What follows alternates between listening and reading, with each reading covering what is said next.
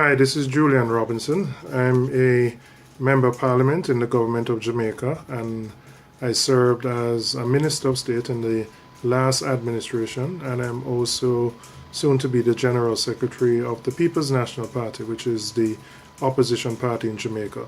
I'm very sorry that I'm not able to join with you in person in Montego Bay, but I hope this short video message will help you in discussing and distilling some of the issues.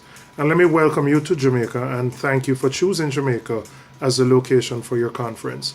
I'm going to be talking about what is widely important to us and how we can bring focus to our lives. Because for many of us, we spend a lot of time and effort and energy, but with very little limited resources, and the resources are our human resources in dealing with everyday problems. We very often get caught up in running around trying to, what I would call, put out fires or rush from one emergency to another.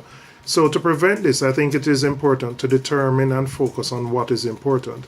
And when you're able to focus on what is important, you can quickly decide what you need to focus on, what you need to automate or delegate, what you need to defer, and just as importantly, what do you need to ignore and let go.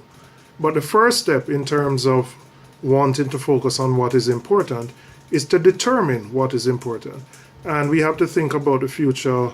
Thinking about the future is essential in determining what is important. So what are the things that are important to us? It could be our career, it could be our family, it could be financial stability, it could be friends, it could be a number of things. It could be family, friends, a number of things.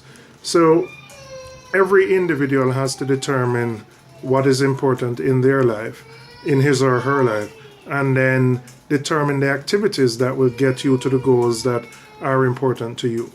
So first of all, I would say each individual has to have a clear sense of purpose. What is your life about? For me, I've always felt that my life was about public service, about giving back, about contributing to the development of my country. Equally, I always felt that family was important, and being in a stable family relationship would be important to me. So those were things that were important to me. Secondly, what are the values that will determine your relationships? And by relationships, these are not just personal, but these are professional relationships. And what are the sets of rules or guidelines that will determine how you conduct or how you live your life? Those are important. And then what are the principles by which you will live your life? Those principles will govern how you interact with others and how you work in general, both in the personal and the professional relationship.